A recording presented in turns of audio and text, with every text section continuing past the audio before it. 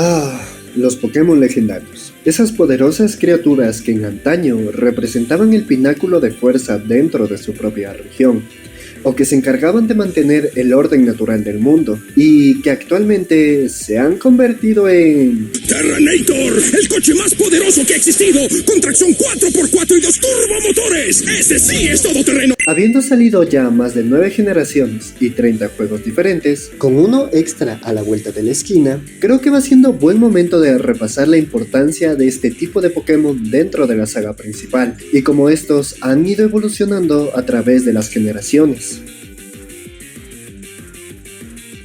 La primera generación contaría con 4 Pokémon legendarios distintos: Articuno, Zapdos, Moltres y Mewtwo. Y no, Mew no cuenta como Pokémon legendario, ya que sus características lo asemejan más a los Pokémon singular o míticos. Conocidas como las aves legendarias, estos 3 Pokémon vendrían a establecer los estándares para futuros tríos, como compartir un tipo elemental en común, tener la habilidad presión y estar relacionados a algún Pokémon legendario de mayor poder. Adicionalmente, podríamos agregar la capacidad de mantener el orden natural dentro de su región de origen, siendo en este caso el control de las estaciones del año y el clima en la región Kanto. Articuno trayendo el invierno, Zapdos la primavera y Moltres el verano. Curiosamente, este equilibrio se encontraría incompleto, pues faltaría una cuarta ave que traiga el otoño. Y no, Ho-Oh no cuenta, ya que es legendario de Johto. Sin embargo, aquí nos encontramos con un problema, pues Mewtwo, al ser un Pokémon artificial, actuaría como elemento ajeno a la región, existiendo sin propósito alguno.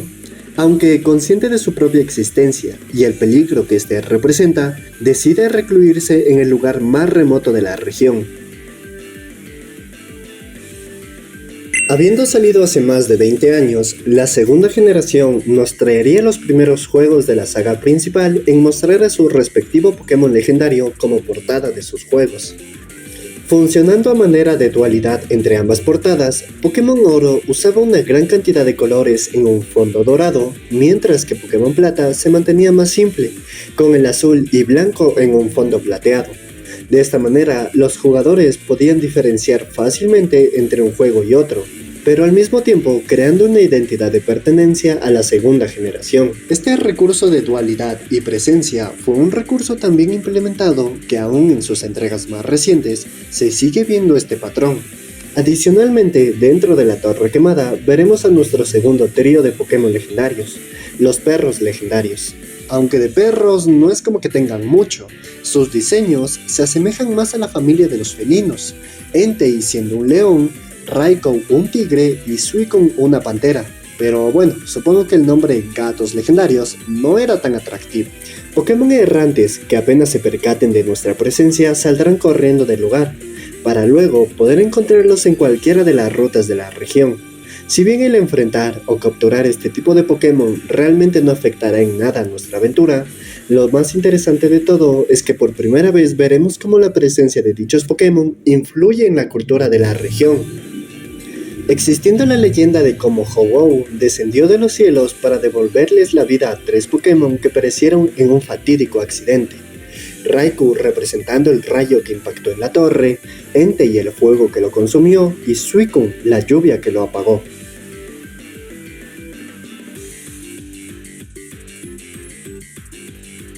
Llegamos a la tercera generación, y con ella el primer cambio importante con respecto a los Pokémon legendarios, ya que ahora no solo formarían parte de la cultura de su región, sino que además tomarían un rol activo en el transcurso de la historia, centrándose casi toda la trama principal en ellos y cómo el equipo malvado de turno piensa utilizar sus poderes en su beneficio propio. Ten en cuenta este último dato, ya que será importante más adelante, para pasar a tener un combate obligatorio contra el respectivo legendario de cada juego, finalizando de esta forma su participación en la historia principal. Seguiremos teniendo Pokémon con una interacción opcional, como el dúo Latios y Latias o los gigantes legendarios, Regirock, Regice y Registeel. Aunque algo curioso de estos últimos es que tendrían el método de captura más complejo visto hasta la fecha, teniendo que buscar varias pistas de cómo y dónde encontrarlos. Aunque todavía nos falta hablar de un último Pokémon legendario, Rayquaza y su tercera versión que incluiría una historia más desarrollada acerca de sus Pokémon legendarios, con Rayquaza actuando como mediador entre el combate de Groudon y Kyogre. Esta idea de un Pokémon de mayor poder que regular el equilibrio en su región sería un estándar que se mantendría presente por unas cuantas generaciones más. La cuarta generación seguiría el formato previamente establecido por la tercera generación: conseguir las primeras 7 medallas, enfrentar al equipo villano, derrotar al legendario respectivo de cada juego, conseguir la 8ª medalla de gimnasio, convertirnos en campeones de la región y desafiar al frente batalla en el postgame. Incluso en su tercera versión, Pokémon Platino seguiría el mismo formato que Pokémon Esmeralda: un tercer legendario de mayor poder que actúe como ente regulador en los problemas y/o conflictos de su región. Realmente no hay mucho que decir de la cuarta generación en este aspecto, así que mejor continuemos.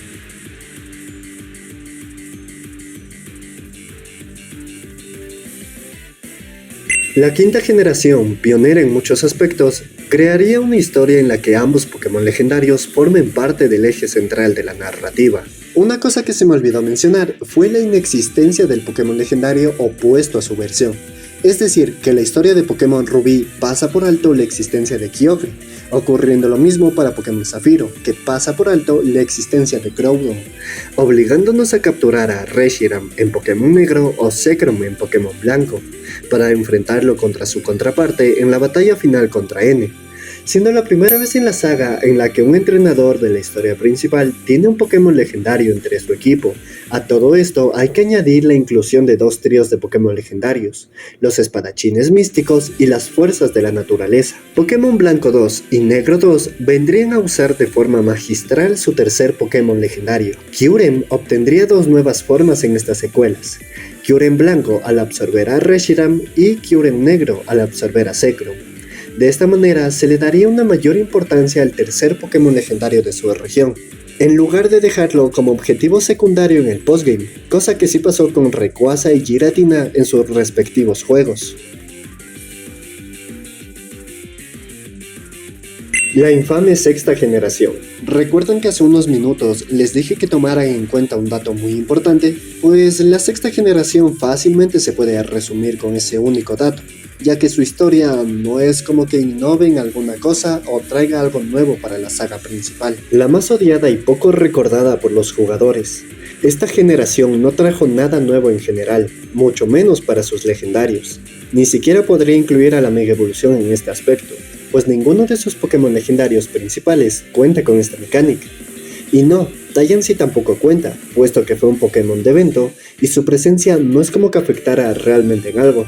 Solo nos queda esperar a ver qué hará Pokémon Leyenda ZA con sus Pokémon legendarios, y si al fin se le da el trato que se merece a la sexta generación.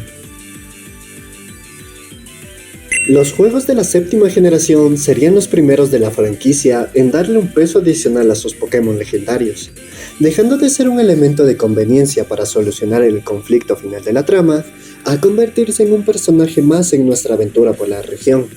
En Pokémon Sol y Pokémon Luna, sus Pokémon legendarios son importantes desde el minuto 1, pues somos testigos de una cinemática en la que Lily se encuentra escapando de la Fundación Aether con un Pokémon legendario en su bolso.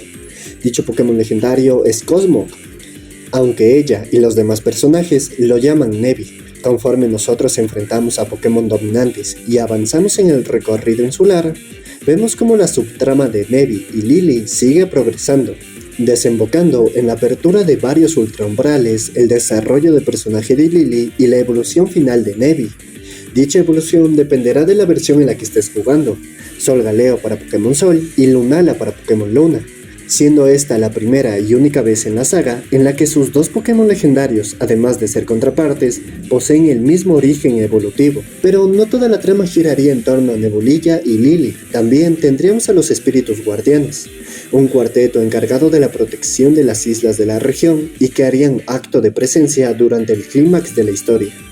Cuando varios ultraumbrales se abren permitiendo el ingreso de los ultraentes a nuestro mundo, los 4 Tapus, en compañía de los Kahunas, formarían un frente unido para repeler a estas maliciosas criaturas. De esta manera, tanto sus Pokémon legendarios principales como su cuarteto legendario secundario formarían parte de la historia principal de la 7ª generación, cerrando esta maravillosa historia con la participación de un último Pokémon, Necrozma, y su rol antagónico en las versiones Ultrasol y Ultraluna.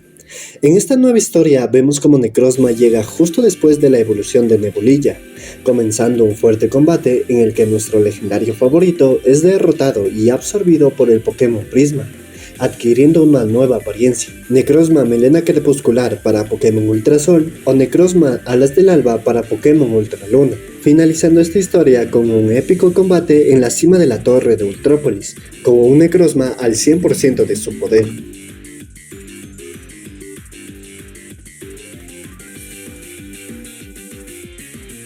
Y llegamos a la infravalorada 8ª generación. Si bien Pokémon Espada y Escudo fueron muy criticados en su momento por sus malos gráficos y su floja historia, algo que se le tiene que reconocer a estos juegos es el buen uso que se le da a sus Pokémon legendarios, siendo la generación que más Pokémon introdujo de este tipo: 2 tríos de Pokémon legendarios, las primeras formas regionales, miembros adicionales para antiguos grupos y un nuevo legendario con la capacidad de evolucionar.